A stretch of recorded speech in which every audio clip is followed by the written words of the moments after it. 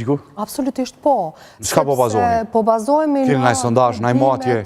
Natyrisht që po, por edhe kemi emocionin të cilin po na japin qytetarët në të gjitha tubimet që po i mbajmë në gjithë territorin e Kosovës. Nuk mundeni me marrë me mend se sa entuziazëm dhe çfarë energjie është tek qytetarët. Po dhe para 16 ditë si beli mushi sallat me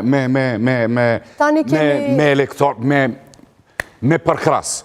Por rezultati dul krejt diçka tjetër. Dëgjoni, sigurisht që situata Se mendoni si për 16 ditë ndryshon sentimenti njerëzve, sigurisht para 16 ditës.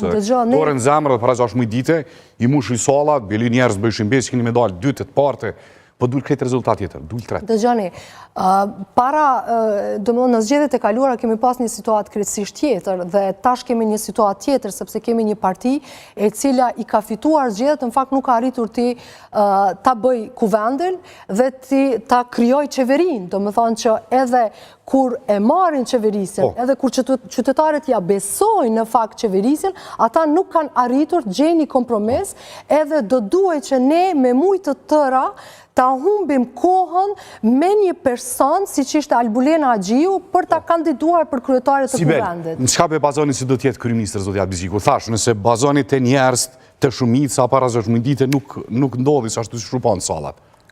Natyrisht që kësaj herë, thash edhe një herë, kemi një situatë krejtësisht të re, sepse qytetarët më herët ja kanë besuar një përqindje për qeverisur. Të percepcioni si zoti Abdiziku se zoti Hamza po thot unë, Albini po thot 500.000 zemra, do me thonë, zote Haradinaj thot, në qeverisjen Haradinaj 3. Tash, po thonë, në qka pe bazoni kur thoni si zote Abdiziku të jetë kryeministër? Sepse kryetari Abdiziku ka një program të sakt të zhvillimit të vendit, është një ekonomist i jashtëzakonshëm i cili din sakt se si do ta zhvilloj vendin dhe si do të intervenoj në një farforme në këto boshllëqe të cilat kanë ndodhur në vitet e fundit në Kosovë, ku askush nuk e marr me hallet dhe dertet e qytetarëve. Kështu që duke pas parasysh edhe sondazhet e brendshme të cilat i kemi, duke pas parasysh edhe tubimet që po i kemi, të cilat qytetarët vetë, domethënë me entuziazëm më të madh po kërkojnë që Lidhja Demokratike e Kosovës të rikthehet në qeverisje. Sepse tani më edhe qytetarët janë vetëdijsuar se më nuk ka fjalë boshe, se më nuk ka propagandë dhe populizëm, por ka ardhur koha për LDK-n që ofron një program të saktë për secilën fushë dhe që natyrisht përfshin periudhën 4 vjeçare të qeverisjes. Sibel, këto e në pritjet se cilë subjekt politike kuptet dhe fushatën se cili thot do t'jemi pari, do t'jemi ministri, po këthemi prap të programi i kulturës. Cilat jem pika tjera me rëndësi në programin për kulturës të LDK-s? Për pas teatrit të operas dhe baletit, kemi me pas edhe ndërtimin e teatrit kombëtar.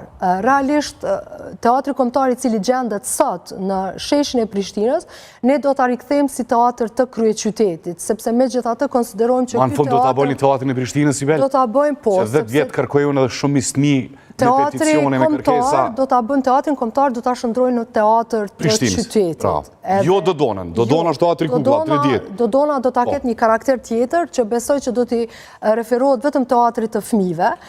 Definitive dhe njerë, po duheti, Sibel, do t'a bëni teatrin e qytetit Prishtinës. Po, absolutisht. Se visë Prishtina nuk ka teatr. Po natyrisht që unë e thash që qëllimi jonë dhe vizioni kryesor i programit ton politik për kulturë është t'i rahatojmë një herë për gjithmonë infrastrukturën fizike të kulturës edhe artit, sepse ma nuk mundemi kanë kaluar me vitet të tona, ne vazhdojmë të sillemi të njëjtin cikël, nuk e kemi teatrin e operas dhe baletit, nuk e kemi teatrin kombëtar, në fakt artistët tanë po futen në për skuta të Prishtinës për t'i realizuar veprat e tyre. Teatri i Qytetit, pika tjetër. Pika tjetër e kemi edhe ndërtimi i muzeut bashkohor. Është shumë e rëndësishme që ta kemi një teatr, një muze të artit bashkohor, ku do t'i përfshim të gjitha veprat më të rëndësishme që i ka Kosova. Themelimi i qendrës së librit, e këtu është shumë e rëndësishme. Kemi për shembull shkrimtarët të cilët japin një vlerë të jashtëzakonshme nëpërmjet botimit të librave, domethënë të natyrave të letërsisë për fëmijë, letërsisë së rriturve, po në fakt pozita e shkrimtarëve mbetet, si më thon, peng i subvencioneve të caktuara. Ndërkaq ne me themelimin e qendrës së librit do të japim një lloj page për të gjithë shkrimtarët të cilët do të kontribuojnë në letërsi. Prandaj edhe do ta themelojmë qendrën. Për gjithë shkrimtarët?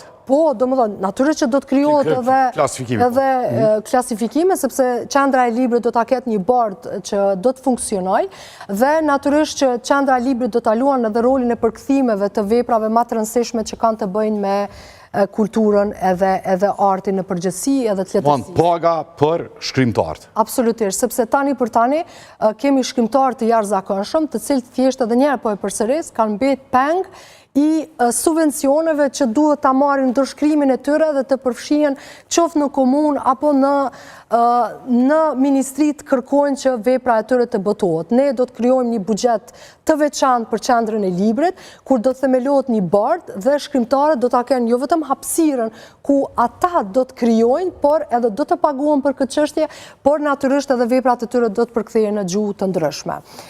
Një çështje shumë e rëndësishme